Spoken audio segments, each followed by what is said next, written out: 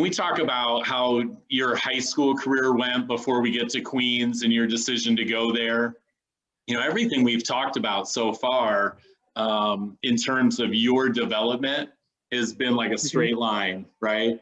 It's, you know, I kind of got shown the mile, I improved at it, I just kept getting better, and I arrived at this place. Yeah, you might have lost a 200 race your junior year, but you also broke the state record. You might have got touched out, but you swam your best time, and like there's still positives within that. I'm curious about setbacks and obstacles that you might have gone through in those first 17 or 18 years that you had to deal with. Does anything come to mind if I asked you kind of like, what was your most significant setback in that high school or club setting? I think the most setback is when I first broke 15 minutes for the first time in long course, 1:15:57. When I was coached under Tom, when Tom was one of my coaches. When MLA, like, for the first couple of years of the program, went through a lot of coach changes. Like we went from Don to Cody Tozer, then to Troy Emmons, then to Tom. Then now we're at Jim, which he's still there. Just, I think one of the biggest setbacks is that when I didn't drop time for the first time in the mile long course, I'm just like, because I was like worried about, like, I think, what was it?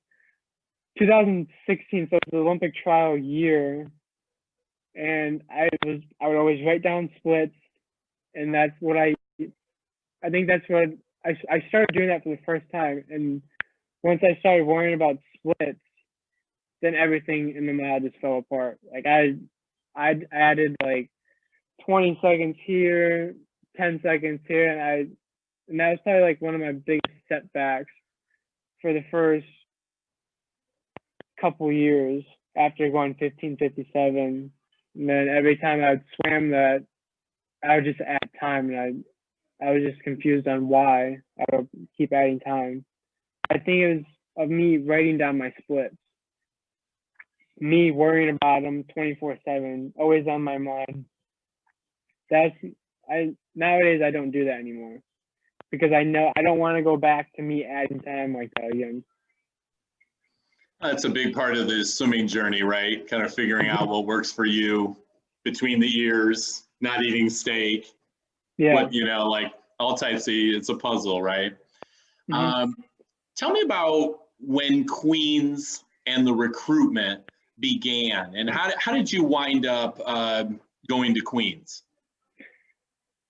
Well, Parker went to Olivet Nazarene in Chicago his first year, and he didn't like it there. So then he reached out to Jeff Dugdale, the head coach at Queens. And then ever since Jeff accepted him to Queens, and I told my mom, like, oh, I don't want to go to Queens. I want to go big D1. Like my sophomore year, I was looking at Texas. Then junior year, I was looking at Michigan, Virginia Tech, Iowa, and Queens was 5th on my list. I wasn't thinking about going D2, and I told him, like, I don't want to go to Queens. Queens is too small for me. I just don't want to go there. But then as I started realizing class size, and then me having ADHD, class sizes of like 200, between 100 and 300 people wouldn't work for me. So then that's when I started.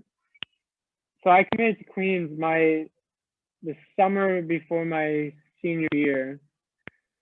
So that first part of my junior year, that's when I started really looking into Queens, and then where I could have more potential, because in my mindset, I'm like, I either want to make NCAAs, go D1 and try to make NCAAs but not go for either 1 year, or go to Queens and make NCAAs for all 4 years. And NCAAs was like a goal for me. So then knowing Parker being my brother at Queens, same way with Caroline and Nick, because Nick's sister went there too. Then Jeff started I started reaching out to Jeff, and he started reaching out to me, and that's when I was in my distances. But they recruited me as a distance swimmer, as like the 1,000-mile and stuff. And I don't swim that anymore because of like, it's just my mindset just didn't want to do miles and stuff anymore.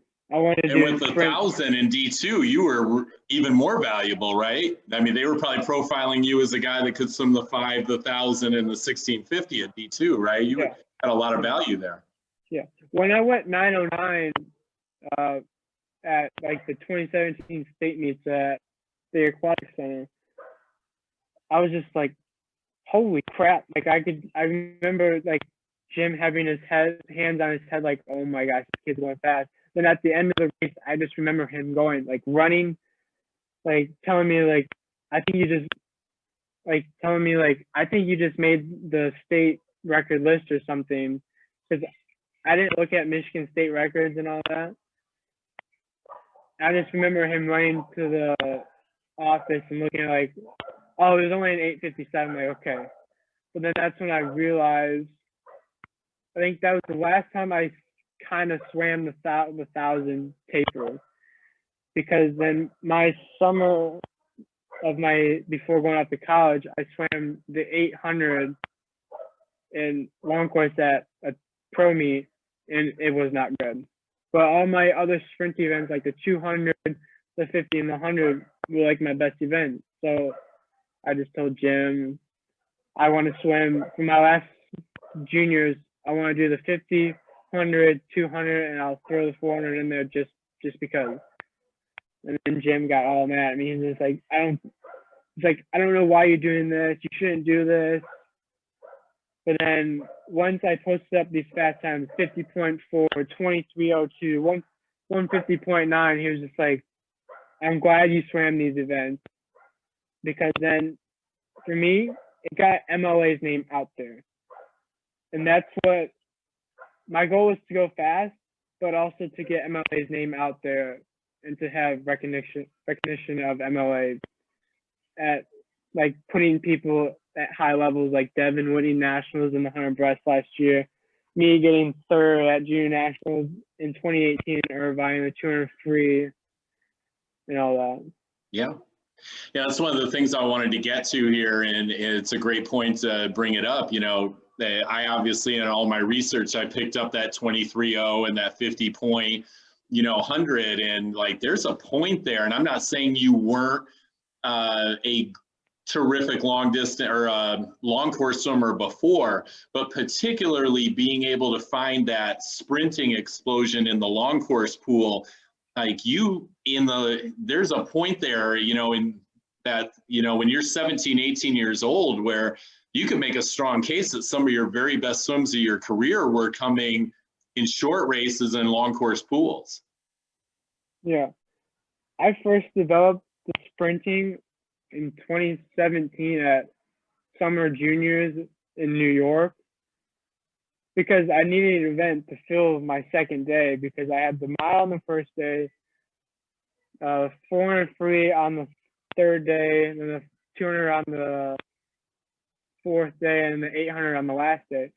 So I needed something for the second day, and I didn't want to swim the 100 fly, or I think the 400 IM was on that day too, and I didn't want to swim that because it's a 400 IM. I don't like swimming 400 long course. And then there's the 100, so I'll just throw up the 100, and I make it back. A distance swimmer makes, for me, it was like a defining moment for me, because as a distance swimmer, you don't think you're gonna make it back in 100 free at a junior national meet. But with me making it back, then it like really opened my eyes. I think I went 51.7, I believe. And when I went down, it's like I have the potential. Like if I do more sprinting at practice, I have the potential to get the trials cut in the 100 free. And then my senior year, that's when I threw down the 50.4. Like I went from a 51.2 and dropped almost a second, or maybe a second in the 100 free, and I was just like, holy cow, I'm only I would have gotten the trials cut in 2016. So then that's when I realized that I could be a sprinter, but still have the 500 free and the 400 free as my backups. That's nice, right? And not bad. Yeah. So trading the mile for the 100. That's a good trade. Yeah. So, I know you still have a chunk of your career left in front of you here. But thus far in your time in Charlotte and your experience at Queens, what are you most proud of? I think I'm most proud of the friendships that I have here. Because if I didn't have these friendships for my first freshman year, I don't think where I would be. Because my first half of my freshman year, I was fighting with the NCAA with my eligibility. Because some of my classes in high school didn't count as NCAA required, but no one told me that. And they were like engineering classes. Like one of them was an engineering class and a robotics class. So I'm just like, you're not taking gym and basket weaving here, right? Like, how can my engineering class not count? But the thing is that basket, like gym and all that stuff transfer. And it's like, how can PE classes transfer over, but engineering and robotics can't? So I was just like, oh, God, I don't want to do this. I had to write it. My dad was with my dad and Mr. David Engberg, which was the AD for Holland Christian. Him and my dad were on the phone almost every single day with the NCAA my first half of my freshman year. And then I had to write a statement, and I took an online class to get to be eligible. But that class didn't work. So I'm just like, are you kidding me? So I went through that whole summer and got it done within less than 2 weeks, an 82-hour class in less than 2 weeks, because I wanted to get it done and be eligible. And that class didn't count. So I had to write a statement because one of my teachers at the school was my teacher. So I was sending them emails like, hey, I'm confused on like this. I have a couple questions here. And I had to provide those emails in my statement, have pictures and send them in to the Queens people. I had to print them out. Here's the pictures of my emails. I had to write a statement of like all that went on. The thing that didn't help is the teacher left for Christian. So I'm just like, oh, I'm just like, I have no hope. But on all my friends, even if they were international, not international, they were always just stay positive. I just remember going to my friend Ruben Stem's room. He's from the Netherlands. I always go to his room like quite a bit and just sit there and be like, oh, I don't want to swim. This really sucks. I don't want to go to class. I don't want to do homework. While all that happening, I failed the class my freshman year. And that really set me back. But then I remember that I'm glad I went to Queens because Jeff was pushing for me to swim. That's what I like about Jeff, because Jeff wants to help swimmers. And that's like, if I went to a D1 school, I wouldn't have swum my whole year. And that's why I'm thankful for what Jeff did to help me to swim and get me on the right path. And the thing is, when I found out, one of my teammates my freshman year, Marius Kusch, he's from Germany. He was at short course worlds, and I think I forget where they were, Gwangju or something. I don't know where they were, but they're, I think, in Korea. I remember Jeff got an email, and this was like probably like a day before we go home for Christmas break. He pulls everyone out of the water, and I turned to my friend Danny Ballon, and it's like, it's probably something with Marius. He probably won the 100 fly or something outrageous. But then Jeff read the email, and it said Skyler Cook-Weeks is now eligible for the remainder of this season and going forth. And it's like, I was just like really excited. I started crying because it was probably like one of the happiest moments that I had at Queens. And then that's what I like about going here, because once you get the coaches on something to help you, they never stop. And that's what I like about Jeff. And I can't thank you enough for him that he did that for me, because I don't know what I would have done second semester, going from a 2.0 GPA average my freshman year then going to a 3.1 my second semester freshman year. Then my first semester sophomore year, I had a 3.3. Then last semester, I had a 3.9. So with that impact that Jeff did for me, helping me to swim really impacted me at Queens and the way I view swimming and just going to class. That's awesome. And I think for any educator, that's probably the biggest reward that they could ever hear is the impact that their actions are having. I have to tell you, I'm sure that this little Michigan swimming series isn't going to resonate in Charlotte and North Carolina, but this has been an amazing infomercial for Queens, because Nick paints Queens as, like, he said to me, it's the best decision I've ever made in my life. And for me, I totally agree with him. It's probably one of the best decisions that I've ever made in my life. Really cool. Really cool.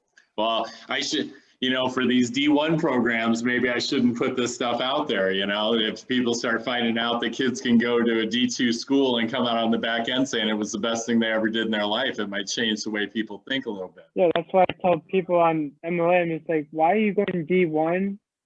Because when you go D1, like, going from like in Michigan, like, some people don't make it, and it's like, why don't you go to a school that you feel like that that you're going to make it?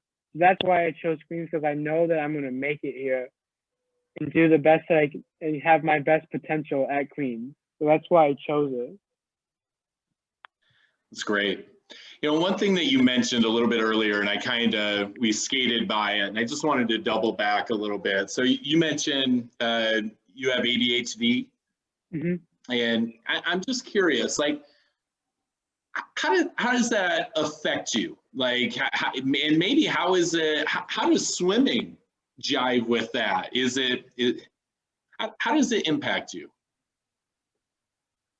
I don't think it really impacts me, because I'm just so used to it now. I think it impacted me as a little kid, because having like this ball of energy and just like wanting to go and just wanting to like run around, do all that. But I don't think nowadays it has, like, I obviously take a medication. I take Concerta for it, but I don't take it anymore because I don't feel like I need it. I only take it when like I feel like I absolutely need it. I think Parker would be the same way, because I don't think he takes it anymore. My sister has ADHD and she doesn't take her pill anymore. So for me, it doesn't really affect me anymore. Like my freshman year and a little bit my sophomore year, I would only take it when I had exams. And like sometimes like I didn't do well on exams that I took it, but then when I didn't take it, I did really well. So I'm just like, So if I stay off of it, I'll get better grades with being off of it than I would be on it. So then nowadays it just doesn't affect me because I'm just so used to not taking it. But But it seems like part of that is you're describing that is also understanding yourself, right? You had enough awareness in your thinking as you were describing your college choice, and maybe class sizes at 200 isn't the best thing for me, and probably part of the way you describe where you've arrived at is also an understanding of who you are, right? And kind of the best positions to put yourself. Yeah. Interesting. Yeah. Interesting. So I think it's just like helped me, because once my brother stopped taking it and he started doing really well, it's like, well, maybe I could do the same thing. So I slowly did it, like 1 week, like for one day I didn't take it, and the next week it'd be like 2 days I didn't take it. Like I would slowly be off of it. In those days that I didn't take it, I tried to have self-control. And once I got that self-control, then I know that I can be off of it and do really well not taking it. It's really interesting stuff. What's left for you? What are the goals? You don't have to tell me your goals. You don't have to pull out your book and show me the secrets that you wrote down, but tell me about what you would like to do before the swimming career is over. For me, the one thing that I want to do, I haven't really thought about that, but I don't know. That's one thing that I haven't thought about yet. Is trials a priority next year for you?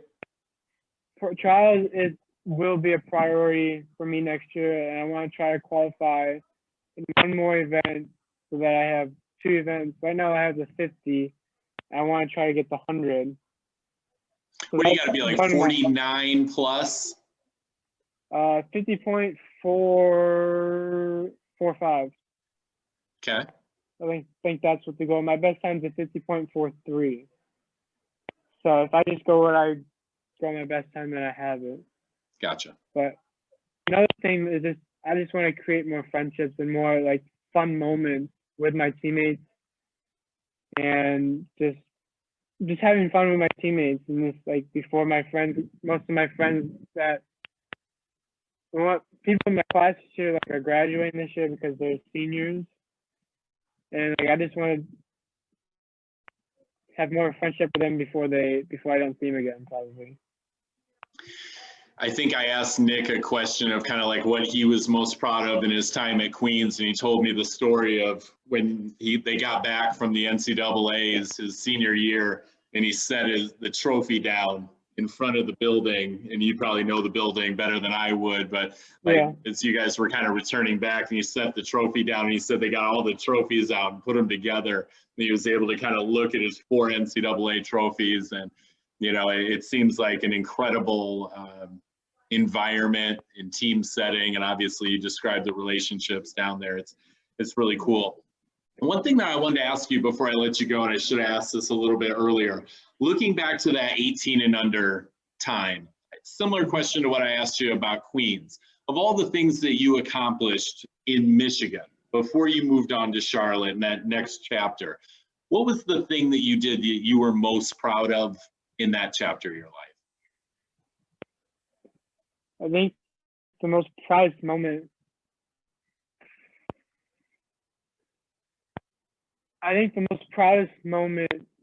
before going off to college was winning high school state for the first time, because Holland Christian has not won a state championship for a long time. The closest they've ever been first they had the A, B, C, D classes and all that. But before then, they won. I remember my brother's freshman year, they got second to Hamilton. And I think that's probably just one of the proudest moments, that being with my senior friends, Ian, just having like the moments with him our senior year was just incredible. And just winning state with him with the 200 free relay, just waiting for Holland Christian was probably, that's what I wanted to do before I leave. Give Holland Christian a state championship for swimming before I leave to go to college. It's awesome.